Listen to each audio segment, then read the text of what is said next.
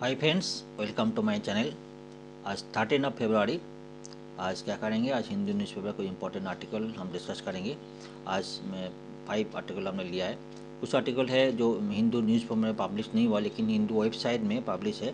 First article जो Hindi premium article है वो भी हम डिस्कस करेंगे। ठीक है, तो चलते एक बार समरी 5 आर्टिकल समरी एक बार देख लेते, उसके बाद हम detail one by one discuss करेंगे तो आपको ईजी अंडरस्टैंडिंग के लिए। फर्स्ट आर्टिकल जो है रिटेल इन्फ्लेशन जो बात कर रहा था जनवरी में, जो लास्ट 3 मंथ जो है लो हुआ 5.1% है। ठीक है, इसका सिग्निफिकेंस क्या है, इसके गवर्नमेंट क्या एक्शन लेंगे, क्या आगे क्या एक्शन लेने वाला है।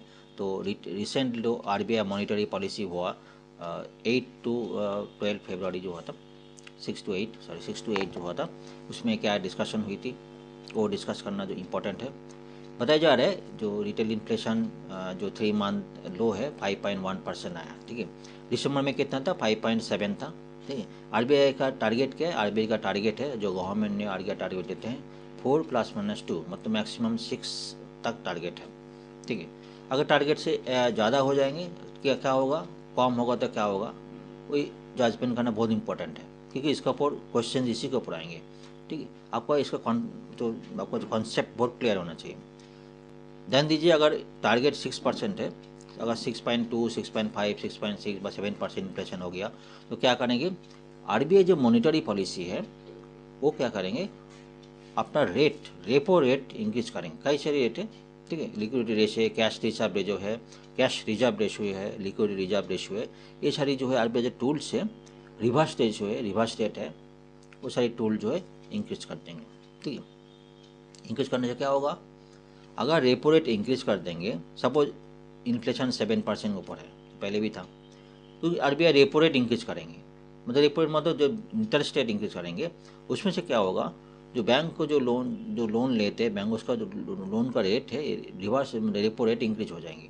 तो बैंक का जो लोन जो है आरबीआई से लेते हैं उसका रेट इंक्रीज हो जाएगा, तो बैंक आरबीआई से मतलब लोन लेना मना, मतलब हेजिटेट करेंगे उसको, मतलब नॉन इंटरेस्टेड हो जाएगा। उसमें क्या होगा?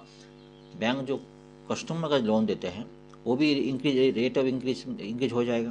ठीक है, उसमें धीरे धीरे जो है फ्लो ऑफ मनी धीरे धीरे रिड्यूस हो जाएगा, मतलब है इकोनॉमी जो फ्लो ऑफ मनी रिड्यूस हो जाएगा। तो प्राइवेट मतलब कॉन्जम जो फ्लो ऑफ मनी है, ठीक है, इकोनॉमी में वो रिड्यूस हो जाएगा। आदमी के हाथ में पैसा कम हो जाएगी, आदमी के हाथ में पैसा कम हो जाएगा तो क्या होगा? आदमी कोई चीज़ खरीद नहीं पाएंगे, मतलब परचेजिंग पावर, टेक्निकली बताएंगे, परचेजिंग पावर कम हो जाएगा। ठीक है, परचेजिंग पावर कम हो जाएगा तो क्या होगा? इन्फ्लेशन ऑटोमेटिक कम हो जाएगी। समझ गए? लास्ट ईयर जो है लास्ट फरवरी 2023 में आरबीआई रेपो रेट बढ़ाया था। पहले 6.25 था, अभी कितना है? 6.5 है, मतलब अभी 6.5 भी कंटिन्यू चल रहा है, अभी तो इंक्रीज नहीं है। ठीक है, इसका ऊपर जो मेन टॉपिक है, मतलब इन्फ्लेशन इंक्रीज हो जाएगा तो आरबीआई रेपो रेट इंक्रीज कर देंगे। एक क्वेश्चन भी है, तो रेपो रेट घटाया क्यों किया जाता है? देखिए, इन्फ्लेशन और इकोनॉमिक ग्रोथ दोनों मतलब कॉन्ट्राडिक्टरी है। आरबीआई की जीडीपी भी देखना है, इकोनॉमिक ग्रोथ भी देखना है, और जो इन्फ्लेशन भी देखना है। जीडीपी ग्रोथ जो है, जीडीपी ग्रोथ के लिए क्या करना है? इन्वेस्टमेंट चाहिए, प्राइवेट सेक्टर इन्वेस्टमेंट करेगा। इन्वेस्ट कहाँ से करेगा? मतलब गवर्नमेंट से लोन लेके इन्वेस्ट करेंगे। लोन लेके क्या करेंगे? जब इंटरेस्ट कम होगा तभी तो लोन लेंगे, मतलब लोन लेंगे। इंटरेस्ट ज़्यादा होगा तो जो प्राइवेट सेक्टर है, का इस सेक्टर है, वो इंटरेस्ट मतलब लोन लेने में मतलब इंटरेस्ट नहीं होता, मतलब उसका इन्वेस्टमेंट धीरे धीरे कम हो जाएंगे, मतलब जीडीपी जो ग्रोथ है धीरे धीरे कम होने का चांसेस है। अभी मैटर क्या है? आरबीआई जो क्लास मतलब 1 साल के ऊपर से रेपो रेट इंक्रीज नहीं किया, उसमें क्या, एक तो इन्फ्लेशन मतलब कॉन्स्टेंट में है, आपको 6% नीचे चल रहा है। कॉन्स्टेंट जो है आप देख रहे हैं, इन्फ्लेशन जो 6% नीचे ही है। ठीक है, ऑलमोस्ट जो 6% ऑन एवरेज 6% नीचे चल रहा है इन्फ्लेशन रेट है, सीपीआई इन्फ्लेशन। ठीक है, और इकोनॉमिक ग्रोथ जीडीपी जो है 7% के ऊपर चल रहा है। ठीक है, जीडीपी ग्रोथ भी अच्छा है, और जो इन्फ्लेशन में अपना टारगेट में, तो आरबीआई जो है लास्ट 1 साल से 6.5 जो रेपो रेट है वही रेपो रेट ही उन्होंने टारगेट रखा। ये बहुत एक तो मेन मुद्दा का था। ठीक है, कॉन्सेप्ट इसका ऊपर जो क्वेश्चन है वो भी हम डिस्कस करें, किस तरह क्वेश्चन पूछा जाता है। 1-2 क्वेश्चन हम लेंगे आपको क्लियरिटी और आसानी से डिस्कशन करने के लिए, वो भी आपको क्लियरिटी हो जाएगा। ठीक है, तो एक बार एक समझ दे रहा हूँ, नेक्स्ट आर्टिकल चलते हैं। 7 Indians who face death throw in Qatar return home. जो लास्ट ईयर में जो 8 इंडियन था उसमें जो 8 को एपी न्यूज़ का जो इसमें जो है ड्यूटी एपी न्यूज़ गुप्तचर का जुर्म में जो उसको डेथ पेनल्टी दिया गया। कब दिया था? अक्टूबर में दिया गया था। ठीक है, उसके लिए जो बाद लास्ट दिसंबर के आसपास जो है उनको डेथ थ्रू एटलीस्ट उनको माफ़ कर दिया गया, उसको इम्प्रिजनमेंट दिया था लाइफ टाइम। ठीक है, अभी इन लोगों को छोड़ के जा रहा है। इसका इम्पैक्ट क्या है, इसका सिग्निफिकेंस क्या रहेगा, इंडिया के साथ काता का रिलेशंस क्या है, डिटेल डिस्कशन करना जो बहुत जरूरी इंपॉर्टेंट है कि काता का इंडिया का रिलेशन काफ़ी अच्छा है।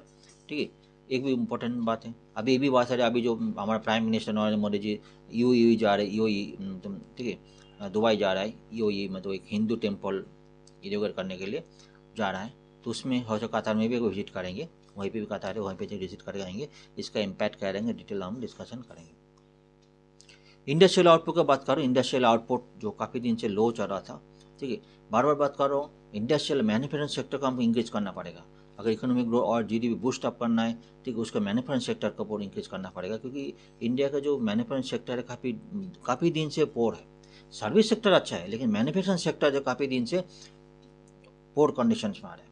तो मैन्युफैक्चरिंग सेक्टर के लिए गवर्नमेंट काफ़ी दिन से स्टेप ले रहा है, काफ़ी काम कर रहा है, काफ़ी दिन से लास्ट एक महीने से मैं डेली डिस्कशन करता हूँ क्या क्या स्टेप ले रहा है। ठीक है, वो उसको जो कुछ पॉइंट इंक्रीज हुआ, दिसंबर में थोड़ा इंक्रीज हुआ, 3.8 तक पहुँचा, पहले नवंबर 2.4 तक आया था, उसका पहले से 11.6 था अक्टूबर में। ठीक है, मैन्युफैक्चरिंग सेक्टर को मतलब डिक्रीज होना मतलब इंडिया का जो boost of economic growth by default decrease हो जाएंगे, ये भी पॉइंट है। इसको डिटेल हम डिस्कस करेंगे आर्टिकल को। जो बात हो रही है हिंदू टेम्पल इनॉग्रेट करने के लिए ये जा रहे हैं हमारा प्राइम मिनिस्टर। कब जा रहे हैं? फरवरी 13 से 14 तक 2 दिन रहेंगे, उसके बाद कतार विजिट भी करेंगे। देखो यूएई के साथ इंडिया का रिलेशन काफ़ी अच्छा है। एक तो यूएई जो है हमारा जो एक क्रूड ऑयल सप्लायर है, मेजर क्रूड ऑयल सप्लायर। अभी मेजर तो आपका ये है रशिया है।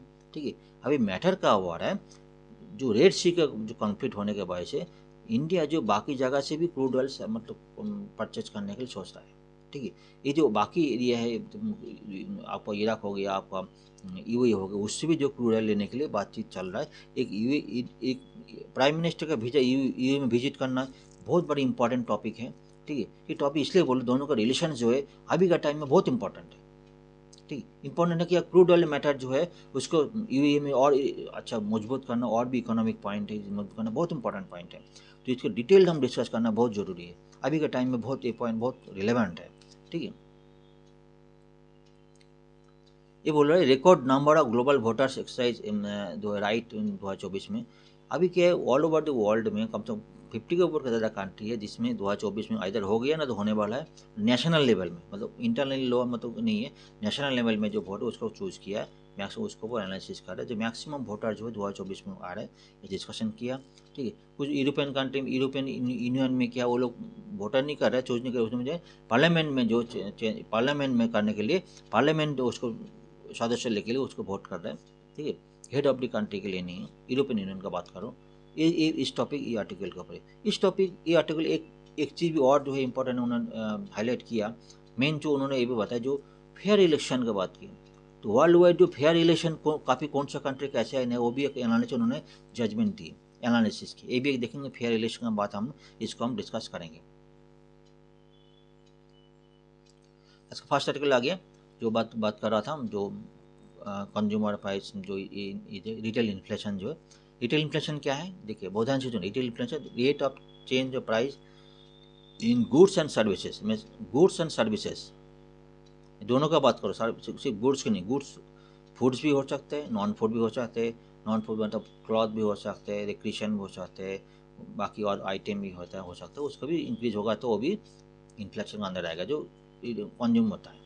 ठीक है, और जो है सर्विस के अंदर भी जो है वो भी है इन्फ्लेशन के अंदर आएगा, जो सॉरी मतलब नेशनल स्टैटिस्टिकल ऑफिस करके तो वो भी सर्विसेज भी लेते हैं। तो ठीक है, सीपीआई इन्फ्लेशन काउंट करते हैं। ठीक है, इन्फ्लेशन दो तरह का है, एक डब्ल्यूपीएम मतलब होलसेल प्राइस इंडेक्स और सीपीआई मतलब कंज्यूमर प्राइस इंडेक्स। ठीक है, होलसेल प्राइस इंडेक्स और सीपीआई में एक फर्क है, होलसेल प्राइस इंडेक्स मेनली जो होलसेल मैन्युफैक्चरिंग आउटपुट को कैलकुलेट करता है।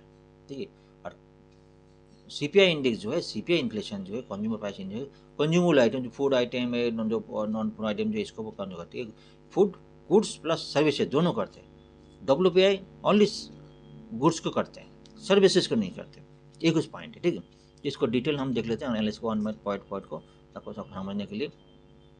जो बात कर रहा था, मॉनेटरी पॉलिसी टूल जो है जिसका इम्पैक्ट ऑफ इन्फ्लेशन का ऊपर क्या इम्पैक्ट करेंगे। एक तो है देखो, रेपो रेट हो गया। रेपो रेट बात किया तो रेपो रेट जो अगर इन्फ्लेशन ज़्यादा होगा तो क्या करेंगे, आरबीआई रेपो रेट इंक्रीज कर देंगे, ठीक है। रेपो रेट इंक्रीज करने से क्या होगा, जो इंटरेस्ट रेट जो है जो बढ़ जाएगा, उसको जो बैंक जो है आरबीआई से लोन ना उसको महंगा पड़ेगा। आरबीआई से जो बैंक भी जो कंज्यूमर तो वो भी महंगा पड़ेगा, तो कंज्यूमर लोन जो है कम लेंगे। लोन कम लेंगे तो उसके पास पैसे का आदमी के पास पैसा आना कम हो जाएगी, जो परचेजिंग पावर जो रिड्यूस हो जाएगा। तो ये भी ध्यान दीजिए, इंटरेस्ट रेट मतलब बढ़ाना मतलब जो है अपना जो इकोनॉमी को थोड़ा होल्ड करना। होल्ड मतलब जो है मतलब उसका जो इकोनॉमी जो है उसको जीडीपी ग्रोथ जो है उसके ऊपर नेगेटिव इम्पैक्ट आता है, क्योंकि बाकी जो इन्वेस्टमेंट वो भी ज़्यादा नेगेटिव इम्पैक्ट पड़ता है। क्यों पड़ता है, क्योंकि इंटरेस्ट रेट बढ़ जाएंगे तो बहुत सारे प्राइवेट सेक्टर जो है नया इन्वेस्टमेंट करने के लिए लोन लेना उसको भी भारी पड़ जाएगा। एक भी पॉइंट है। और भी पॉइंट है डिजिटल और डिटेल सर्च करना, एसएलआर स्टैट्यूटरी लिक्विडिटी रेशियो, ठीक है।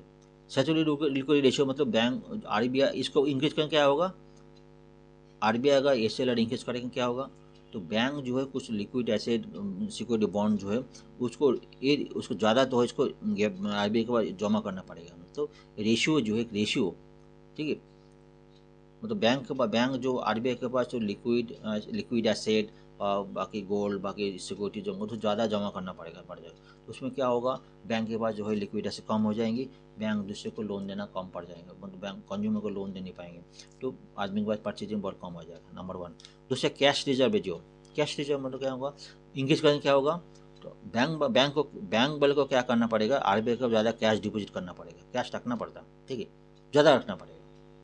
उसमें क्या बैंक के पास पैसा नहीं रहेगा, ठीक है, पैसा कम हो जाएगी, और जो बाकी जो बाय डिफ़ॉल्ट जो है कंज्यूमर को लोन ले नहीं पाएंगे, कम दे पाएंगे, उसके लिए परचेजिंग पावर भी कम हो जाएगा। रेपो रेट बात हो गया। रिवर्स रेपो रेट, आरबीआई अगर रिवर्स रेपो रेट बढ़ दिया तो क्या होगा, आरबीआई रिवर्स मतलब रिवर्स रेपो रेट को उल्टा, रेपो रेट मतलब आरबीआई बैंक को देते हैं, रिवर्स मतलब आरबीआई बैंक से लेते हैं, ऑपोजिट करता है, ठीक है। अगर रिवर्स इंक्रीज हो जाएगा तो बैंक क्या करेंगे, अपना जो पैसे उनके पास है वो आरबीआई का जमा करेंगे, उसका इंक्रीज इंटरेस्ट से ज़्यादा मिलेंगे, ठीक है, वो सेफ है मतलब है। लेकिन जो एज डिफॉल्ट पर्सनल लोन किसी को तो अनसेफ है, तो अनसिक्योर लोन है, तो बैंक के पास ईजी रहेगा और सेफ रहेगा। आरबीआई के पास रेट इंटरेस्ट इंक्रीज हो गया, आरबीआई के पास जमा रखो, इसलिए इसको रिवर्स रेपो रेट बोलता है। मतलब है बैंक जो कंज्यूमर को लोन कम देंगे, बाई डिफॉल्ट परचेजिंग पावर कम हो जाएगा, आदमी के पास पैसा कम हो जाएगा। बैंक रेट से में बैंक जिस स्टेट में आरबीआई बैंक को लोन देते हो उस बैंक रेट में होता है, ठीक है। ये कुछ पॉइंट है, डिटेल और डिस्कस करेंगे, पॉइंट होगा तो बचा रहेगा तो कुछ। इन्फ्लेशन की बात हो गया, ठीक है। इन्फ्लेशन जो है two main WPI and CPI मतलब कंज्यूमर प्राइस इंडेक्स एंड जो है होलसेल प्राइस इंडेक्स वो भी डिस्कस हो गया। कंज्यूमर प्राइस इंडेक्स जो है जो डिस्कस किया, जो मेनली जो है इंक्रीज मतलब ये भी हो सकते हैं गुड्स एंड सर्विसेज, गुड्स ये भी हो सकता है, फूड भी हो सकता है, मेडिकल केयर हो सकता है, एजुकेशन हो सकता है, इलेक्ट्रॉनिक्स होता है, वही Indian consumer by for use अपना खुद का यूज के लिए जितना यूज करते हैं उसको करते हैं, ठीक है। होलसेल मतलब क्या, होलसेल प्राइस मतलब जो मैन्युफैक्चरिंग होलसेल में जो होता है, ठीक है, बल्क में जो होता है होलसेल प्राइस डब्ल्यूपीआई कैलकुलेट करते हैं। होलसेल डब्ल्यूपीआई सर्विसेज को नहीं करते, ओनली गुड्स को करते हैं, मैन्युफैक्चरिंग आउटपुट करता है। सीपीआई जो गुड्स एंड सर्विसेज दोनों करते हैं, दोनों का डिफरेंस है, ठीक है। सीपीआई जो है आरबीआई जो इन्फ्लेशन कैलकुलेट करता है सीपीआई से कैलकुलेट करते हैं, नॉट डब्ल्यूपीआई, ठीक है, ध्यान दीजिएगा। सीपीआई जो 4 टाइप का है, सीपीआई इंडस्ट्रियल वर्कर हो सकता है, ठीक है, एग्रीकल्चर वर्कर हो सकता है, डब्ल्यू मतलब एएल हो सकते हैं, रूरल लेवल एएल भी आरएल हो सकते हैं, और रूरल एरिया कंबाइन, ठीक है, दोनों हो सकता है, ठीक है। एनएसओ मिनिस्ट्री स्टडी प्रोग्राम जो है 4th नंबर जो है एनएसओ कैलकुलेट है, जो रूरल अर्बन जो है कंबाइन दोनों एनएसओ करते हैं, बाकी 3 जो है लेबर मिनिस्ट्रीज करते हैं। पहले 3 जो पहले 3 लेबर मिनिस्ट्री करते हैं, बाकी 3 जो है बाकी 4th नंबर जो है एनएसओ करते हैं। आज का रिपोर्ट है एनएसओ का रिपोर्ट है।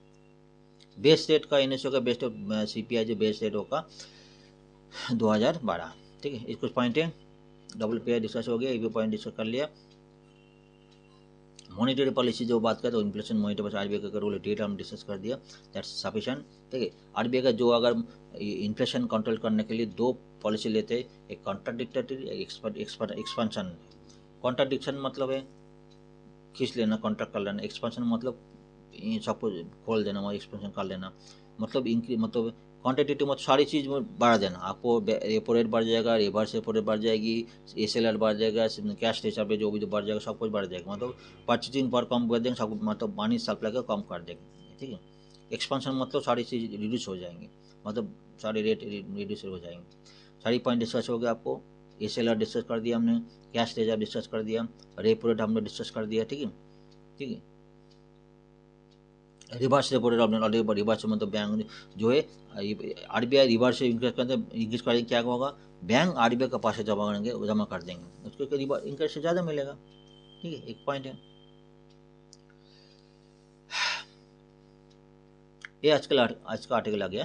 ठीक है, आज का आर्टिकल बता रहे फूड इन्फ्लेशन, जो अर्बन फूड इन्फ्लेशन जो है, रूरल फूड इन्फ्लेशन, कई पॉइंट है। ठीक है, ये पॉइंट एग्जाम में नहीं आएगा, लेकिन कई पॉइंट सीपी इन्फ्लेशन है, कई जगह केरल है, ये हो बात करते हैं, इस कुछ पॉइंट है इसमें। ठीक है, कुछ पॉइंट हमने डिस्कस किया, जैसे कि हम बात कर रहे हैं पल्सेस से बात करें, इन्फ्लेशन बढ़ गया, कई जगह बात करें व्हीट का इन्फ्लेशन बढ़ गया, कंट्रोल करने कैसे कंट्रोल किया, व्हीट का इन्फ्लेशन कैसे कंट्रोल किया। आरबीआई ने व्हीट का इन्फ्लेशन कंट्रोल इसलिए किया, एक तो देखो एमएसपी बढ़ा, एमएसपी बढ़ा, उसमें क्या होगा, जो फार्मर्स है मिनिमम सपोर्ट बढ़ा, इन फार्मर्स को पैसा ज़्यादा मिला, तो उन्होंने कहा ज़्यादा ग्रो करेंगे, अपना इंटरेस्ट बढ़ेगा, ग्रो करेंगे। ठीक है, फार्मर का नुकसान नहीं होना दिया। दूसरा जो है उन्होंने एक्सपोर्ट को उन्होंने कंट्रोल किया, एक्सपोर्ट को बैन किया। ठीक है, ये जो ही इन्फ्लेशन धीरे धीरे कम हो गया। दूसरा जो ऑनियन का ऊपर इन्फ्लेशन जो अभी कम होना था, अभी भी उन्होंने जो है अभी भी कोई डिसीजन ले लिया, ऑनियन का ऊपर एक्सपोर्ट जो है अभी भी उन्होंने कोई डिसीजन ले लिया। ठीक है, और भी जो है नॉन बासमती राइस के ऊपर उन्होंने एक्सपोर्ट बैन किया, कई जगह एक्सपोर्ट रेट इंक्रीज कर दिया। ठीक है, ईडिबल ऑयल में जो हम बाहर से इंपोर्ट करते हैं उसको भी इंपोर्ट कर रहा है, तो ईडिबल ऑयल जो इन्फ्लेशन और कंट्रोल के कई पॉइंट पर गवर्नमेंट एक्शन ले रहा है। ठीक है, कुछ पॉइंट के ऊपर गवर्नमेंट और जो है एक्शन ले रहा है। एक तो है जैसे कि जेनेटिकली मॉडिफाइड क्रॉप्स, उसको बात कर लो, जेनेटिकली मॉडिफाइड क्रॉप्स आपने सुना होगा, जो है ये मास्टर जो है जीएम मास्टर का बात सुना होगा, काफ़ी केस चल रहा है, सुप्रीम कोर्ट का बातचीत चल रहा है, अभी तो अप्रूवल नहीं हुआ, इसका बातचीत चल रहा है। जेनेटिकली मॉडिफाइड क्रॉप इंप्रूव हो जाएगा और भी प्रोडक्शन बढ़ जाएगी। ठीक है, इसमें भी इन्फ्लेशन रिड्यूस हो जाएगा। ये कुछ पॉइंट है इन्फ्लेशन के ऊपर। कुछ स्टेट वाइज का बात करें, कुछ स्टेट में जो है इन्फ्लेशन अच्छा है, मतलब बहुत कंट्रोल में है, कुछ स्टेट में बहुत ज़्यादा है। दिल्ली में बहुत कंट्रोल में है। ठीक है, दिल्ली की बात करें, दिल्ली में मध्य प्रदेश है, इसमें कंट्रोल में, केरला है, तमिलनाडु में कंट्रोल में। कुछ स्टेट में जो बहुत ज़्यादा है, उड़ीसा हो गया, हरियाणा हो गया, जो है गुजरात हो गया, कर्नाटक हो, इसमें जो काफ़ी 6% को उससे ज़्यादा इन्फ्लेशन है, मतलब है इसका काफ़ी इन्फ्लेशन ज़्यादा है। ठीक है, ये कुछ पॉइंट है हम कर करते हैं। उसको वो जो प्रीवियस क्वेश्चन है, एक दो क्वेश्चन हम देख लेते हैं क्या कुछ क्वेश्चन आता है। ठीक है, कौन सी फॉलोइंग स्टेटमेंट 2020 को आया था, the weightage of food in consumer price index is higher than that of wholesale price index. Consumer price index में जो है फूड को जो है लेते हैं, हाँ कंज्यूमर के लेते हैं, फूड आइटम को कंज्यूमर प्राइस इंडेक्स को लेते हैं, ज़्यादा वेट दे दिया जाता है। ठीक है, rather देन होलसेल प्राइस, ये तो करेक्ट लग रहा है। WPI does not capture changes in price in services as हुई CPI डज, ये तो सही है। जो सर्विसेज की बात कर रहा है CPI नहीं कंट्रोल करते, WPI नहीं करते, सही है, ओके है, एक नंबर दोनों ओके हैं। Reserve Bank of India now adopted WPI, no WPI नहीं करते, रिजर्व बैंक CPI करते हैं। कंज्यूमर प्राइस इंडेक्स बार बार बोलो, कंज्यूमर प्राइस इंडेक्स को रिजर्व एडॉप्ट करते हैं, तो एक नंबर दो नंबर सही है लग रहा है, एक नंबर दोनों ऑनली। ठीक है, थर्ड नंबर जो करेक्ट नहीं है, थर्ड नंबर का डिस्कशन हो गया।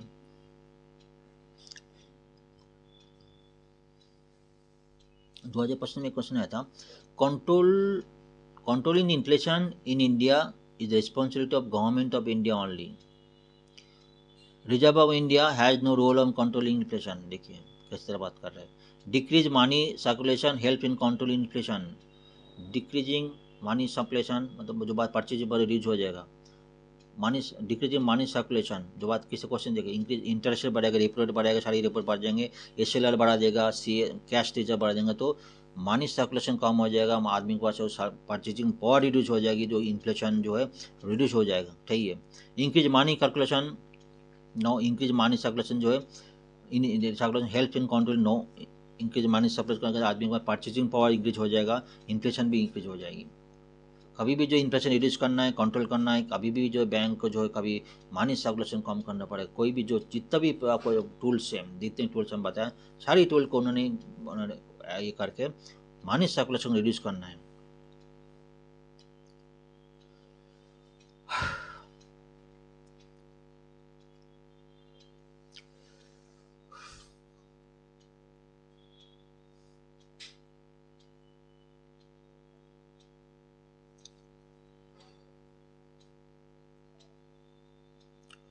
तो इसका सही आंसर क्या है? Reserve bank India has no role controlling it, say reserve bank has no, it's correct हो जाए रोल, इट्स 2 नंबर सही नहीं। तो controlling inflation India responsible government, ये भी सही नहीं है। Decreasing money circulation only C सही है, डी भी सही नहीं, ओनली सी सही है। ठीक है, जेकर आधा सी सही है। ये कुछ पॉइंट है आर्टिकल के ऊपर। 20 मिनट हो, 20 मिनट हो गया, और भी बहुत सारे आर्टिकल वो भी डिस्कशन करना है। क्या करते हैं, नेक्स्ट पे चलते हैं। Next article, 7 Indian who face death throw in Qatar return home. Last year जो 8 इंडियन पर्सनल हैं जो कतार में एपी न्यूज़ के केस में, गुप्तचर के बीच में केस में, जिसमें कतार सेंट जो जेल है उस ट्रायल कोर्ट है, उसने उसको लास्ट अक्टूबर में उसको डेथ पेनल्टी दी थी। उसके अंदर 7 जो है आउट ऑफ 8, 7% से इंडिया में वापस आ रहा है, नई दिल्ली वापस आ रहा है। ये इसका केस है। इंडिया का जो कतार के रिलेशन काफ़ी लंबा है, ठीक है, और गुड रिलेशंस भी है। कतार एक्चुअली इंडिपेंडेंस मिला कतार को 1971 में कतार को इंडिपेंडेंस मिला था, कतार इंडिपेंडेंस हुआ था। बट इंडिया जो one of the few country जो कतार के रिकॉग्नाइज की थी, और 1973 में कतार के साथ इंडिया का रिलेशंस भी और अच्छा मजबूत हुआ, और 2023 में उसका 50 ईयर्स भी उसका पालन हो गया था। 2008 को प्राइम मिनिस्टर जो हमारे तब तक मनमोहन सिंह जी ने कतार में विजिट की, कई सारी जो एग्रीमेंट साइन हुआ था, उन दोनों के साथ रिलेशन कतार और इंडिया के रिलेशन काफ़ी मजबूत हुई। ठीक है, 2015 में कतार का हेड इंडिया में आए थे, और 2016 में Indian prime minister Narendra Modi ji Qatar में गए थे। अभी रिसेंटली विजिट करने वाला है, अभी जो यूएई में जा रहा है, यूएई में उसके बाद प्राइम मिनिस्टर नरेंद्र मोदी जी या कतार में विजिट करेंगे। एक रिलेशन है, ठीक है। कतार में जो मेन जो इम्पोर्ट इंडिया करते हैं, मतलब मेन जो इंडियन मतलब ये है टॉपिक है, उसको एलपीजी मतलब एलएनजी लिक्विफाइड पेट्रोलियम गैस जो है, एलएनजी गैस जो है इंडिया कतार से इंपोर्ट करता है। ठीक है, बताया जा रहा है इंडिया का जो कतार का जो 50% को जो मतलब एक्सपोर्ट है इंडिया में ही होता है। ठीक है, export one of the major exporter of LPG LNG CNG gas, liquefied petroleum gas जो है इंडिया है। ठीक है, कतार का रिलेशन बहुत अच्छे भी अभी अच्छी भी है। कतार यदि मेजर डिफेंस सप्लायर भी है, और उसका डिफेंस और इम्पोर्टर डिफेंस का भी रिलेशन अच्छा गुड रिलेशन भी है। इंडिया जो है प्रोवाइड कतार को ट्रेनिंग प्रोवाइड करते हैं, कई सारी चीज़ को डेवलप करते हैं, कई सारे पॉइंट है। कोविड के टाइम में सेकेंड फेज टाइम का कतार काफ़ी हेल्प किया था, ऑक्सीजन काफ़ी पॉइंट उन्होंने हेल्प किए थे। ठीक है, ये आर्टिकल हम डिटेल डिस्कस करते हैं। ठीक है, इसका रिलेशंस क्या है, आगे बढ़ क्या है बताया जा रहा है। जो 7% जो है रिलीज आज दिल्ली में आ जाएंगे। ठीक है, 8% का बहुत जल्दी उसको सारा छोड़ दिया जाएगा। उसको डिटेल हम बताएंगे कैसे है वो बताया जाएगा। और डिप्लोमेटिक इश्यूज़ जो है जो बात कर रहा था मिस्टर मोदी जी ने, हमारा प्राइम मिनिस्टर मोदी जी जो अभी यूएई में है 2 दिन के लिए, उसके बाद कतार में वो विजिट करेंगे।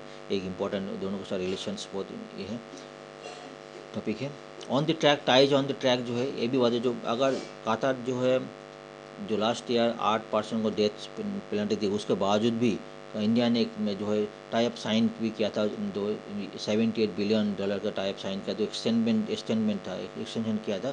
ठीक है, एलएनजी गैस को, एलएनजी डील, ठीक है, लिक्विफाइड पेट्रोलियम गैस जो है उसके बाद जो 2048 तक उन्होंने एक्सटेंड की थी। कुछ रिलेशन से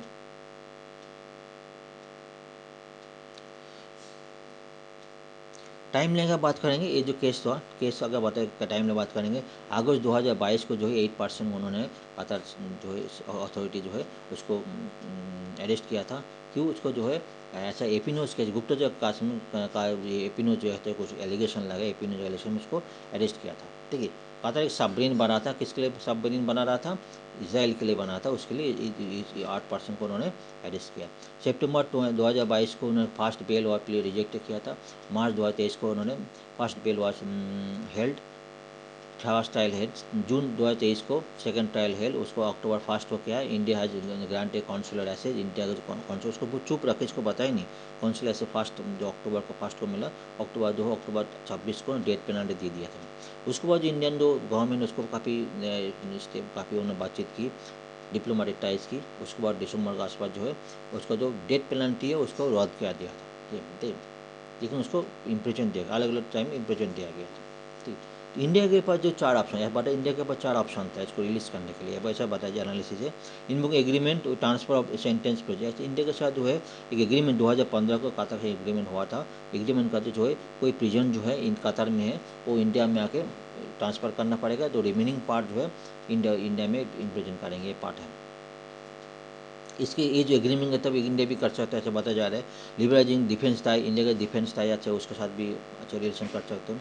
डेप डिप्लोमेसी है, दोनों के साथ डिप्लोमेसी हाई लेवल में, मतलब प्राइम मिनिस्टर लेवल में डिप्लोमेसी को कर सकते थे।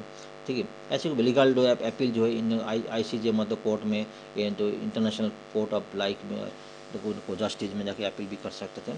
ऐसे कुछ पॉइंट है। कंपेन डिप्लोमेसी जो है वो भी कर सकते, इंटरनेशनल में कैंपेन कर सकते थे। ये पॉइंट हम डिस्कस कर दिया। कतर का जो है अगर जियोग्राफी देखेंगे, कतर जो है देखेंगे UAE के साथ जो जुड़े हैं, मतलब UAE और सऊदी, यहाँ पे सऊदी अरबिया, यहाँ पे जो है साइड में जो है पर्शियन गल्फ है। वेस्ट में जो है तेवात सालवा बे है, दावात सालवा बे वेस्ट में एक कंट्री कतर कंट्री है। सिग्निफिकेंट इकोनॉमिक रिलेशंस, बहुत इंपॉर्टेंट इकोनॉमिक कोऑपरेट 2021 में had one of the top 3 import sources हैं। Qatar is top 3 import sources and fourth largest exporter destination. Qatar Indian energy security जो है liquefied natural gas जो है LNG gas है 50% of import in Qatar से करते हैं। Defence collaboration in the training slot जो काफ़ी बात करा था, कोडिंग से काफ़ी प्रोवाइड करते हैं। पीपल टू पीपल 8 लाख का पीपल कतर में रहते हैं, important source of foreign currency, 8 lakh का आदमी जो है कतर में रहते हैं। इन्वेस्टमेंट अपॉर्चुनिटी, इंडिया का 50 के ऊपर जो कंपनी कतर में वर्क कर रहा है, और 15,000 के ऊपर जो दोनों जॉइंटली कंपनी दोनों को काम कर रहा है, इसको कई लोग उन्होंने वर्क दे रहे हैं।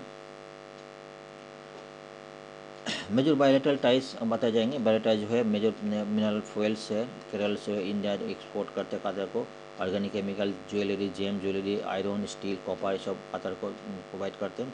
और इम्पोर्टेड है जो LPG LNG इंपोर्ट करते हैं, crude oil, organic inorganic chemicals है कतर से ये लोग इंपोर्ट करते हैं, कुछ पॉइंट है।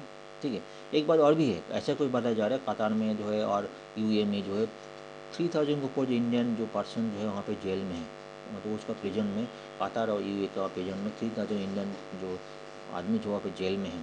ठीक है, ऐसा बताया जाए जो गाप में जो 50 जो जितना भी टोटल इंडियन आर्मी बाहर कंट्री में जेल में, उसको 50% गल्फ कंट्री में है, ऐसा बताया जा रहा है। ये भी एक इशू है इंडिया का, जो गवर्नमेंट के चैलेंज है सॉरी इस पॉइंट को, जो प्रिजन है वहाँ पे इंडिया के लेके आए, सारी प्रिजन को लेके आए, भी इंडिया के लिए एक पॉइंट है, आने वाला डिस्कशन पॉइंट हो सकता है। चलिए पॉइंट तो इतना ही, इस टॉपिक को काफ़ी डिस्कशन हुई थी, ऑलरेडी डिस्कशन काफ़ी कई बार डिस्कशन हुई थी। ठीक है, तो हमने नेक्स्ट इंपॉर्टेंट आर्टिकल है इंडस्ट्रियल आउटपुट, मतलब IIP जो है दिसंबर महीने में इंक्रीज हुआ, एज पर नवंबर काफ़ी रिड्यूस हुआ। वैसे भी दिसंबर जो है 3.8 काफ़ी अभी भी बहुत कम माना जाएगा। ठीक है, एक अक्टूबर में, लास्ट अक्टूबर 11.6 था, नवंबर में 2.4 हुआ था, और दिसंबर में 3.8 है। इंडस्ट्रियल आउटपुट का बात कर रहे हैं। ठीक है, इंडस्ट्रियल आउटपुट क्या है? ये जो पैरामीटर है, इंडेक्स है, क्या मेजर करता है? इंडस्ट्रियल जो प्रोडक्शन आउटपुट है, इंडस्ट्रियल प्रोडक्ट आउटपुट, उसको मेजर करते हैं। ठीक है, या ये मंथली बेसिस में करते हैं। इसका फ़ायदा क्या होता है, इसका क्या सिग्निफिकेंस है? IIP जो इंडेक्स है, IIP इंडेक्स एक इम्पॉर्टेंट पैरामीटर है। ठीक है, इसका इम्पॉर्टेंट पैरामीटर है, और इसका जो है जो RBI यूज़ करते एक डाटा है, इंडस्ट्रियल कितना ग्रोथ हुआ। ठीक है, इस डाटा को लेकर हम GDP का जो फोरकास्ट कर सकते हैं, कई सारे फोरकास्ट गवर्नमेंट में, काफ़ी सारी फोरकास्ट करने के लिए, काफ़ी सारे डाटा एनालिसिस करने के लिए इंडस्ट्रियल आउटपुट एक इंक्रीजिंग टूल है, इंपॉर्टेंट टूल है। प्लस जो है IIP कितना ग्रोथ हो रहा है उसके ऊपर जो फॉरेन करेंसी भी कितने एफडी है वो भी एक नंबर, जिन कितना जिन फॉरेन का इन्वेस्टमेंट कितना आएगा क्या आएगा वो भी एक इम्पॉर्टेंट टॉपिक है। ठीक है, कई से सेक्टर है, माइनिंग है, इलेक्ट्रिकल है, कोई भी सारी मैन्युफैक्चरिंग सेक्टर लेके टोटल काफ़ी सेक्टर लेके इसको इंडस्ट्रियल आउटपुट कवर करते हैं। ठीक है, मेन जो प्रॉब्लम क्या हो, मेन प्रॉब्लम वो हमको डिस्कस करना है। ठीक है, डाटा तो डाटा है, ठीक है, डाटा तो कई डाटा ठीक है मिल जाएगा, कई से ये तो consumer durable consumer non durable ये इंपॉर्टेंट नहीं, लेकिन मेजर प्रॉब्लम इंडिया का फेस कर रहा है। इंडिया का जो मेजोरिटी ऑफ इम्पोर्ट जो है, इम्पोर्ट कंज्यूमर गुड्स का 38% को जो कंज्यूमर गुड्स है इम्पोर्ट डिपेंडेंट है, बाहर कंट्री से इम्पोर्ट डिपेंडेंट है। मतलब जो इंडिया का जो अपना खुद का जो डोमेस्टिक डेवलपमेंट करना है वो अभी और भी स्कोप है, इम्पोर्ट के ऊपर डिपेंडेंट है। मतलब सिंगापुर है, मलेशिया का ही कंट्री का imported dependent consumer goods import dependent है। ठीक है, मतलब हमारा इम्पोर्ट हमारे इंडस्ट्रियल का जो हमारा खुद का डेवलपमेंट इंडिया खुद का डेवलप करना पड़ेगा। मतलब इम्पोर्ट जो है इंडिपेंडेंस होना पड़ेगा, किसी को बाहर कंट्री को इम्पोर्ट मतलब डिपेंडेंस नहीं होना चाहिए। इश्यूज़ क्या है, इश्यूज़ को कई सारे इश्यूज़ है जो हमारा सॉर्ट आउट करना पड़ेगा। एक तो देखो हमारा इंफ्रास्ट्रक्चर, इंडिया का इंफ्रास्ट्रक्चर और इम्प्रूव करना पड़ा, हाई टेक्नोलॉजी इंफ्रास्ट्रक्चर चाहिए, हाई टेक्नोलॉजी लो कॉस्ट। कई केस में ऐसा भी देखा है इंडिया में प्रोडक्शन होता है लेकिन बाहर से इंपोर्ट करने में सस्ता पड़ता है इंडिया को, इंडियन कंपनी को। इंडिया का से खुद का जो ज़्यादा महंगा पड़ता है, तो हाई टेक्नोलॉजी यूज़ करना पड़ेगा, low cost cost of production increase reduce हो जाएगा। ऐसा इंफ्रास्ट्रक्चर चाहिए, ऐसा टेक्नोलॉजी चाहिए जो हमारे पास अभी नहीं है, और इम्प्रूव करना चाहिए। ये इशू है टेक्नोलॉजी इम्पोर्ट का। दूसरे स्किल मैन पावर, जिस टेक्नोलॉजी का जिस स्किल मैन पावर चाहिए वो इंडिया में कम है। ऐसे नहीं बोलते अभी तो पहले से इम्प्रूव्ड है, स्किल मैन पावर का भी एक पॉइंट है। ठीक है, और भी कई सेक्टर देखा गया, यही बात बोल सकता हूँ इंडिया का जो रोड इंफ्रास्ट्रक्चर है और भी इम्प्रूव करने की जरूरत है। इंडिया का रेलवे जो ओवरबर्डन कुछ एनालिसिस, रेलवे सेक्टर जो है ट्रांसपोर्ट सेक्टर ओवरबर्डन है, लॉस मेकिंग होना चाहिए। इंडिया का जो इलेक्ट्रिसिटी बोर्ड वो भी लॉस मेकिंग, कई सारी इंडियन पब्लिक कंपनी जो है गवर्नमेंट जो सेक्टर है कई से लॉस मेकिंग में चले जाते हैं, लॉस मेकिंग कंपनी में ऐसे करने ऐसे भी जो इम्पोर्ट जो इंडिया जो डोमेस्टिक इंडस्ट्रियल आउटपुट है, ठीक है, वो भी दिक्कत होता है। ऐसे बहुत सारी कंपनी हैं नुकसान में चलते हैं, जो बार बार बोलते हैं इंडिया का ऑर्डर कम है। ऑर्डर कम होने से क्या होगा, इंडिया का जो यूटिलाइजेशन जो मशीन यूटिलाइजेशन जो है वो बहुत कम हो जाएगा। ऐसे ही बात जाए 30 to 50% मशीन यूटिलाइजेशन है, मतलब है 70 to 50% मशीन बंद पड़ा है। ठीक है, किसी के पास 100 मशीन 100 मशीन है तो 70 to 50 मशीन बंद पड़ा है ड्यू टू लो ऑर्डर। ऐसे भी केस है। इंडिया का जो एक्सपोर्ट की बात करें, एक्सपोर्ट बहुत रिड्यूस है, इम्पोर्ट बहुत ज़्यादा है, इम्पोर्ट ज़्यादा है एक्सपोर्ट बहुत कम है। ठीक है, इसलिए क्या इंडिया इम्पोर्ट डिपेंडेंट हो जाते हैं। कई के सेक्टर जो है इंडिया का आगे करना, तभी मैन्युफैक्चरिंग सेक्टर आगे बढ़ेगा, तभी आईपी जो है इंडस्ट्रियल आउटपुट आगे बढ़ेगा। इंडिया काफ़ी सारे चैलेंजेस है। ठीक है, जिसके इंडिया के लगे हुए कई सारे जो डेली बेसिस में बात करता हूँ, ये तो फ्री ट्रेड एग्रीमेंट की बात करें, इंडिया को ऑर्डर लाने की बात करें, बाकी कंट्री में जाके अपना ऑर्डर लाने की बात करें, फ्री ट्रेड एग्रीमेंट की बात कर रहे हैं, बाकी कंट्री में जाके एक कंट्री में डिपेंड ना हो कि यूएस यूरोप पर डिपेंड ना हो, बाकी कंट्री के साथ अपना ऑर्डर लाने बात है। टेक्सटाइल सेक्टर काफ़ी डिक्रीजिंग ट्रेंड में, रिसेशन पीरियड में कई से सेक्टर में जो मैन्युफैक्चरिंग आउटपुट है इस सबको बचाना पड़ेगा। ये एक तो मेन का मुद्दा है। ऐसे इंपॉर्टेंट नहीं कितना कंज्यूमर ड्यूरेबल कितना हुआ कितना डिक्रीज हुआ, ऐसे इंपॉर्टेंट नहीं, इंपॉर्टेंट है मेजर जो इंडस्ट्रियल आउटपुट मतलब मैन्युफैक्चरिंग सेक्टर ग्रोथ बहुत रिड्यूस है। ठीक, उसका क्या क्या चैलेंजेस है वो हमको इंडियन गवर्नमेंट को उसको पॉलिसी लेकर ठीक करना पड़ेगा। ठीक, इसको एक बात है, एक लास्ट टाइम में देखा जाए रिटेल इन्फ्लेशन है, इन्फ्लेशन कारण का इंडिया रेपो रेट इंक्रीज है 6.5 है। ठीक है, अगर इन्फ्लेशन कंट्रोल कर जाएंगे तो ग्रोथ नहीं होगा। ठीक है, इन्फ्लेशन कंट्रोल कर 6.5 हाई रेट रखा है तो उसकी वजह से इन्वेस्टमेंट रिड्यूस हो जाता है, इन्वेस्टमेंट नहीं हो पाता है। कई केस में ऐसा देखा जो रेट ऑफ इंटरेस्ट इंक्रीज नहीं कर रहा है। ठीक है, इसके हो सकता है जो इन्वेस्टमेंट और आए और भी इन्वेस्टमेंट इंक्रीज करने के लिए बात हो रही है।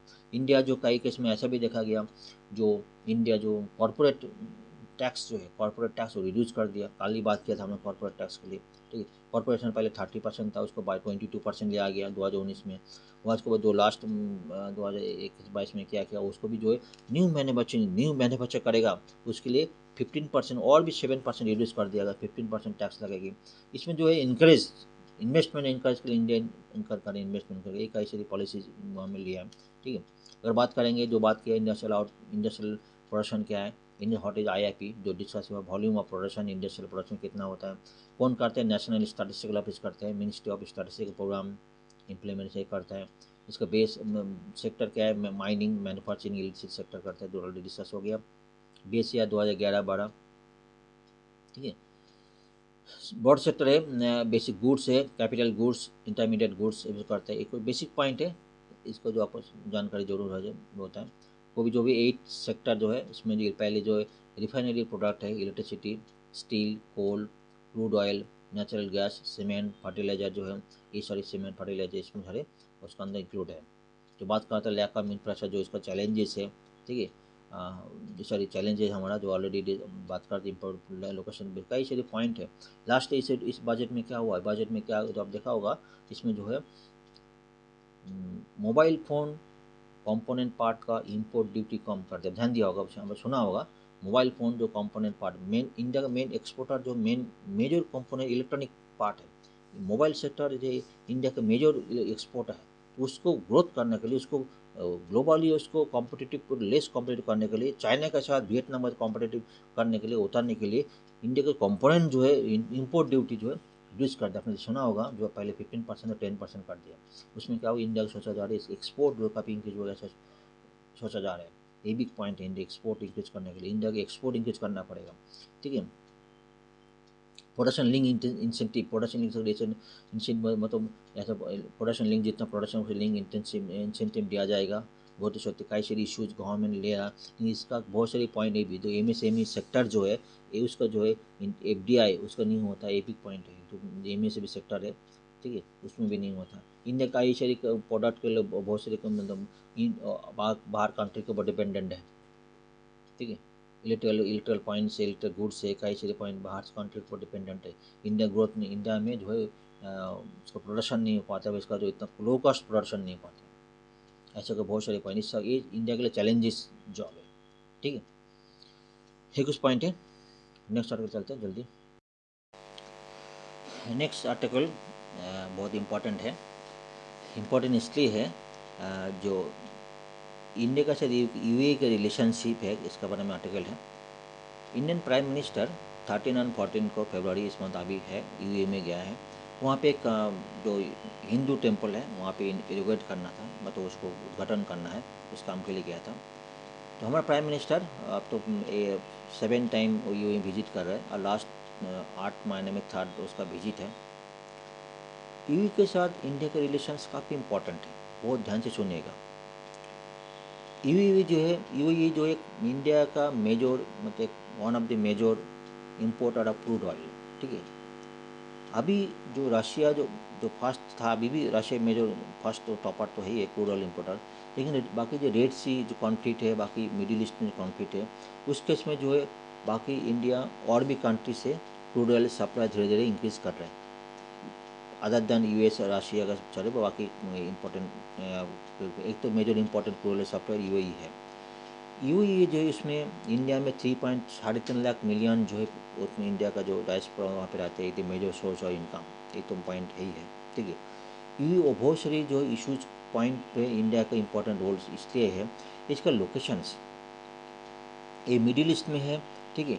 और दूसरा जो है अभी मिडिल ईस्ट में बहुत सारे कंट्री अपने वारफेयर में जुड़े हैं, तो हमास के साथ इजराइल का वार है, ठीक है। और से ईरान हो गया, सीरिया हो गया, सब अपना यमेन हो गया, अपना वारफेयर है, ठीक है।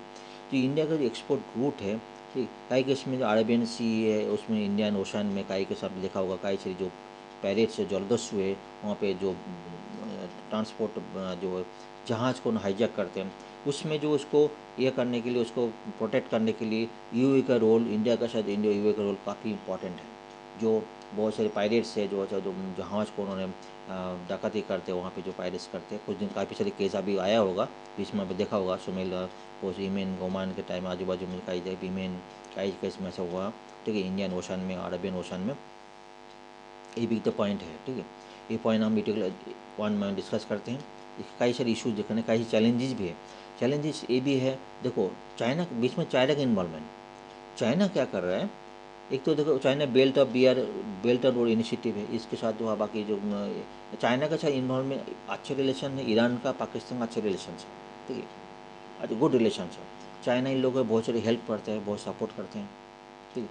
चाइना UAE को लो इंटरेस्ट में लोन सपोर्ट भी करती है UAE कंपनी को, इसलिए जो UAE में जो भी इंडियन कंपनी है उसके लिए कॉम्पिटिटर में एक चैलेंजिंग है, कॉम्पिटिटर में नहीं हो पाता कि चाइना जो लो इंटरेस्ट में UAE कंपनी को लोन सपोर्ट करता है, ठीक है। ये इंडिया के लिए एक चैलेंजिंग जॉब है, ठीक है, चाइना को किया, ठीक है। कुछ पॉइंट और भी है, ये उनमें डिस्कस करते हैं, आपको क्लियरिटी और में क्लियरिटी हो जाएगी, ठीक है। उसका लोकेशन, यूए का रिलेशन लोकेशन देखेंगे आपको, और क्लियर देखेंगे। टेम्पल जो है, टेम्पल अगर जस्ट ब्रीफ टेम्पल बात करेंगे तो 27 एकड़ में टेम्पल बनाया गया, इसके इरिगेशन के लिए गए हैं, ठीक है। इन मोदी का और भी, मिस्टर मोदी का और एक काम है, वर्ल्ड गवर्नमेंट समिट जो है फरवरी 14 को उन्होंने Dubai as a host guest, chief guest honour जो में गए हैं, चीफ गेस्ट ऑनर में गए, मतलब काल जो है उसमें चीफ गेस्ट ऑनर। अगर यूए का लोकेशन हम देखेंगे, अगर यूए का लोकेशन यहाँ पे, इसके साइड में जो कतार है, एक तो ऊपर का कतार है, उसको ओमान है, और जो है अरबिया है, ठीक है। ये इसका लोकेशन नीचे लोकेशन है, ठीक है। ये अरबियन सी है, इंडियन ओशन है, अरबियन सी है, इसमें इंडियन ओशन है, इसमें जो है काफ़ी सारे पायलट्स जो है बीच में आके इश्यूज क्रिएट करते हैं। यू को हम देखेंगे, मैप पे देखेंगे,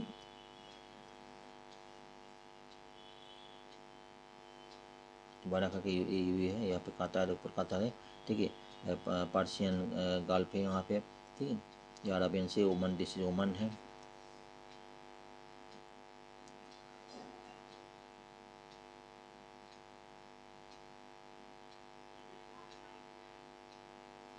यूएई का से कितना बड़ा है, यूएई है, इसका ओमान है, सऊदी अरबिया है, कतार, 3 कंट्री इसके अंदर है। उसमें मतलब 620 माइल बॉर्डरिंग माइल जो है लेंथ है, बॉर्डरिंग कंट्री लेंथ है। उसका जो स्क्वायर माइल जो 0.217 मिलियन स्क्वायर माइल इसका बॉर्डर है, ठीक है।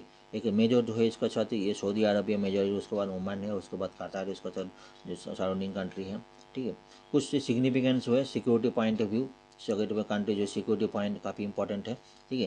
एक्चुअली क्या होता है, middle east region is theatre of war जो है, इसमें कई होते हैं मिडिल ईस्ट में। अभी जो यमन है, आपको सीरिया है, अभी ईरान है, अपने युद्ध में पाकिस्तान में जुड़ गया बीच में युद्ध में। अभी केरला से जो है आई एस आई से रिक्रूटमेंट ये लोग करते हैं। इसके लिए इंडिया के साथ यूए का रिलेशनशिप सिक्योरिटी पॉइंट बहुत इंपॉर्टेंट, मजबूत होना बहुत इंपॉर्टेंट जरूरी है, ठीक है। टेररिज्म पॉइंट ऑफ है, काफ़ी से टेररिज्म जो है आपको अरेबियन सी है, ये इंडियन ओशन में भी टेररिज्म पॉइंट भी जो पायरेट्स आते हैं, टेररिज्म पॉइंट में रोकने के लिए यूए का इन्वॉल्वमेंट इंडिया के साथ बहुत इंपॉर्टेंट रोल प्ले करता है, ठीक है। रिसेंटली बहुत सारी आपने सेक्टर देखा होगा, ठीक है। NH18 is one of the key energy provider, 6th largest exporter crude oil, ठीक है। वो इंपॉर्टेंट है क्रूड ऑयल। अभी तो जो बात कर रहा था क्रूड ऑयल है ही, लेकिन इंडिया इस सेक्टर को और भी ज़्यादा क्रूड ऑयल इम्पोर्ट कर रहा है, रादर देन जो है राशिया। राशिया तो है ही है, फिर बाकी जो कंट्री के साथ इंडिया क्रूड ऑयल इम्पोर्ट करने के बहुत ही ध्यान में जोन दे रहा है।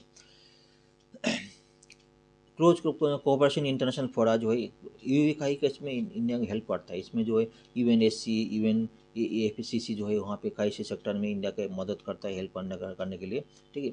और दूसरे countering China influence on middle east, इसके लिए चाइना के इन्वॉल्व कई सारे सेक्टर में, उसको ईरान में है, कई कंट्री में चाइना के इन्वॉल्वमेंट टूरिस्ट इनिशिएटिव है। इसलिए यूए का इन्वॉल्वमेंट, उसके साथ दोस्ती बनाना बहुत इंपॉर्टेंट ये है, ठीक है।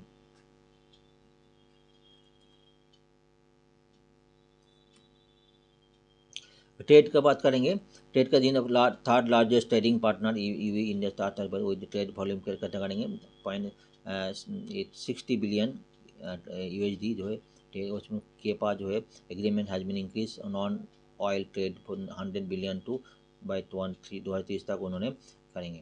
और गेट ऑफ अफ्रीका, अफ्रीका साथ जो रिलेशन है उसके साथ गेट ऑफ है, उसको साथ इंपॉर्टेंट करने के लिए यूए का इम्पोर्टेंस है, उसका रोल काफ़ी इंपॉर्टेंस है, ठीक है। कुछ पॉइंट है जैसे काफी पॉइंट है जो चैलेंजिंग जॉब है। बात करें non tariff barrier, non tariff barrier बहुत इंपॉर्टेंट है। ये बहुत से नॉन टैरिफ जो रूल्स एंड रेगुलेशन है, टेस्टिंग पॉइंट ऑफ, इसलिए जो बहुत सी जो फूड प्रोडक्ट है उसमें जो है पोल्ट्री, मीट, प्रोसेस गुड्स से यू में एक्सपोर्ट नहीं कर पाते। ये सारी क्या करना चाहिए इंडिया को, काफ़ी देर बाद डिस्कशन करने के बाद जो ये पॉइंट को क्लियर करना चाहिए दोनों कंट्री में। नॉन ट्रेड बैरियर बहुत इंपॉर्टेंट है, बार बार डिस्कस, नॉन ट्रेड बहुत सारी कंट्री, यूरोपियन कंट्री ऐसा भी है नॉन ट्रेड बैरियर लगा देते हैं, जिसका अंदर जो है इंडिया का एक्सपोर्ट, इंडियन कंपनी एक्सपोर्ट करने में बहुत दिक्कत हो जाती है, ठीक है। इसलिए होते इंडिया का आपने देखा होगा इम्पोर्ट काफ़ी ज़्यादा है, एक्सपोर्ट बहुत बहुत कम है इंडिया का, ठीक है। अरब इरान कॉन्फ्लिक्ट, उसमें अरब इरान कॉन्फ्लिक्ट के लिए करना काफाला सिस्टम जो है, जो मतलब काफाला सिस्टम ऐसा भी है जो इमिग्रेंट, यू के इमिग्रेंट जो है उस लोग इंडियन जो माइग्रेट पीपल है उसको बहुत एम्प्लॉयमेंट स्टार्ट जो करते हैं, ओवर माइग्रेंट पीपल को मतलब उसको डिसअपोर्शनेट उनको इलीगल ट्रीटमेंट करते हैं। ये भी एक बहुत सारा इशू है। एक विषय यूएई जो है पाकिस्तान को लोन भी देता है, ठीक है। बहुत सारी पॉइंट ये पाकिस्तान को लोन भी देता है, ठीक है। इसके लिए जो पाकिस्तान लोन देता है टेररिस्ट कंपनी जो है उसके लिए इंडिया के ऊपर कहीं से जो अटैक करते हैं। लोन लोन देना, जो पाकिस्तान लोन इन्वॉल्व देना, ये भी पॉइंट इंडिया का चैलेंजिंग जॉब है। ये सारे पॉइंट डिस्कशन होने के बाद ही क्लियर होगा। ये भी आपने देखा होगा, अभी लास्ट स्लाइड में देखा होगा, इंडिया का जो ऑलमोस्ट 3,000 को जो प्रिजनर इंडिया में, एक यूएई में है, कतार में, ये सारे डिस्कशन करने के बाद जो है ये सारी जो प्रिजनर इंडिया में लाना उसको गवर्नमेंट के लिए बहुत इंपॉर्टेंट टॉपिक है, ठीक है। एक तो मेन टॉपिक हो गया कोई चाइना के इन्वॉल्वमेंट इसको रोकना है, ठीक है। एक तो पाकिस्तान का जो लोन सपोर्ट करता है यूएई, वो भी आपको देखना है। और जो क्रूड ऑयल सप्लाई जो है वो भी इम्पोर्टेंट टॉपिक है। आज का यूएई में जो है, दुबई में यूएई में कम 3.5 मिलियन पीपल इंडिया का जो डायस्पोरा है वो भी important source of income India के। कुछ पॉइंट जो बात करें तो इम्पोर्टेंट नहीं है। और दूसरा जो मिडिल ईस्ट में जो है बाकी कंट्री में जो अपना जो वॉरफेयर में लगा हुआ है उसके साथ जो है इंडिया का साथ यूएई के रिलेशन, एक तो अभी के टाइम में इंडिया का यूएई के रिलेशन रखना बहुत बहुत बहुत इंपॉर्टेंट है। नेक्स्ट आर्टिकल में ऑलरेडी आ गया है, ठीक है। Record number of global voters exercise मतलब 2024 में 50 ग्लोबली जो है 50 के ऊपर कंट्री में जो है इस पर नेशनल लेवल में वोट हो रहा है, ठीक है। कुछ लेवल में जो इंटरनल उसको नहीं पकड़ा है स्टार्टिंग में, कुछ एक कंट्री यूरोपियन यूनियन उन्होंने क्या करे पार्लियामेंट में अपना सदस्य चुनने के लिए कर रहे उसको उसको लिया है। बाकी जो है लोकल में जो उन्होंने ले लिया। इसमें कुछ एनालिसिस भी किया कौन सा कंट्री इसमें कर रहा है, जो पहले सेट में कौन सा कंट्री इसमें कर रही देखा है। काफ़ी सारी यूएसए, रशिया, कई सारे 50 के ऊपर कंट्री जो है इसमें नेशनल मतलब वोट हो रहा है, ठीक है। उसमें कई पॉइंट इन्होंने एनालिसिस किया, एक एनालिसिस करके देखा था फेयर एंड इलेक्शन कितना है। क्या फेयर इलेक्शन मतलब उसमें कोई गलत तरीके से वोट करना हो तो नहीं है। इसमें जो रेटिंग दिया 0 से लेकर 1 रेटिंग दिया, ठीक है। 0 मतलब बहुत पुअर रेटिंग है, ठीक है, बहुत पुअर, 1 मतलब वेरी गुड, ठीक है।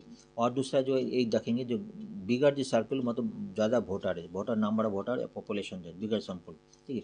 इसमें कुछ जिसमें जो इस साइड में देखेंगे इसमें कोई कोमोरोस है, कम्बोडिया है, बांग्लादेश है, रशिया, पाकिस्तान जो है इसको 0.5 से नीचे है, मतलब इसका जो पोर मतलब उसका वोटर रेटिंग दिया फेयर रिलेशन। इंडिया का रेटिंग मोटा मोटी जो मिडिल साइड में उसको ऐसा बात मिडिल में है, इंडिया का रेटिंग मिडिल में दिया। इंडिया से अच्छा है यूएस में है, बाकी कंट्री में साउथ कोरिया, इंडोनेशिया, इंडिया से अच्छा है, फ्रांस में बहुत अच्छा है, ठीक है। इस कंट्री में जो है फेयर रिलेशन का बात किया, बहुत अच्छे पॉइंट में उन्होंने अलग पॉइंट किया, ठीक है। वो बोल रहा है जो change in fair and relation, जो पहले एक तो बात किया उन्होंने ब्लू में तो 2012 में था, ठीक है। इसको बड़ा करता हूँ, जो ब्लू में था 2012 में, जो ऑरेंज था वो 2022 में फेयर एंड में कितना चेंज हुआ बात कर, ठीक है। कुछ कंट्री ऐसे कॉमोरस है जो उसमें क्या है डिक्रीज हुआ, मतलब ब्लू जो है 2000 जो पहले पहले उसको 0.44 रेटिंग था, वो अभी जो है 2022 को 0.07 और डिक्रीज हो गया, फेयर रिलेशन और डिक्रीज मैक्सिमम कंट्री में डिक्रीज ही हुआ, ठीक है। हंगरी में भी डिक्रीज हुआ, बांग्लादेश में काफ़ी डिक्रीज हुआ, पोलैंड में देखो काफ़ी देखो 0.97 पहले था, अभी 0.7 एज कम्पेयर टू डिक्रीज हो गया। इंडिया में पहले 0.75 था, अभी 0.53 मतलब डिक्रीज हुआ। पहले पॉइंट फेयर रिलेशन था, अभी फेयर रिलेशन डिक्रीज, वो भी एज पर स्टैटिस्टिक्स में बात कर रहा है, ठीक है। रशिया में थोड़ा डिक्रीज हुआ, रशिया में डिक्रीज हुआ, यूएस में भी डिक्रीज हुआ। पाकिस्तान, बल्गारिया, उसमें मंगोलिया, जब थोड़ा मंगोलिया जो है इसमें थोड़ा मतलब एट पार है, लेकिन बाकी रशिया में भी डिक्रीज हुआ, ठीक है। कुछ कंट्री में देख रहे हैं देखेंगे कुछ कंट्री में इंक्रीज भी हुआ, इंक्रीज भी मतलब अच्छी बेटर परफॉर्मेंस जो उज्बेकिस्तान में इंक्रीज हुआ, पहले से कितना इंक्रीज था, पहले 0.18 था, अभी 0.33 इंक्रीज हुआ। रोमानिया पहले पहले 70 था, अभी 0.86 हुआ, ठीक है, ये कुछ इंक्रीज हुआ। टोगो में तो इंक्रीज हुआ, ठीक है, कुछ पॉइंट है। ताइवान में बस इंक्रीज हुआ है बोल सकते हैं। ये कुछ पॉइंट है आज का है, कुछ काफ़ी सारी आर्टिकल्स आज के इंपॉर्टेंट है, हम डिस्कस किया थे कि कुछ पॉइंट है बहुत यूए के से रिलेशन है, और कतार का साथ इंडिया का रिलेशन टॉपिक, इंटरनेशनल रिलेशन, ये भी इंपॉर्टेंट टॉपिक है, ठीक है। और इंडिया का साथ इन्फ्लेशन का काफ़ी टॉपिक है, इसका ऊपर हमने बात भी किया था, काफ़ी सारे पॉइंट डिटेल एनालिसिस किया, प्रीवियस क्वेश्चन डिस्कस किया, एनालिसिस अंडरस्टैंडिंग के लिए। Thank you very much. अगर आप मेरा चैनल अच्छा लगा तो मेरे को लाइक शेयर कमेंट चाहिए। Thank you very much. बहुत अच्छी तरह पढ़ाई लिख करिए, आपका जीत होगा ही होगा। देखिए बार बार बोलता हूँ, एक साइड में फेलियर मतलब आपका फेलियर नहीं है, कहीं दूसरे साइड में आपको सक्सेस जरूर होगा। एक साइड का फेलियर मतलब दूसरे साइड में और कई रास्ता खुल जाता है। अभी ये मन रखेगा, आपका फेलियर मतलब फेलियर नहीं है, कहीं दूसरी जगह सक्सेस भी होगा। फिर थैंक यू वेरी मच।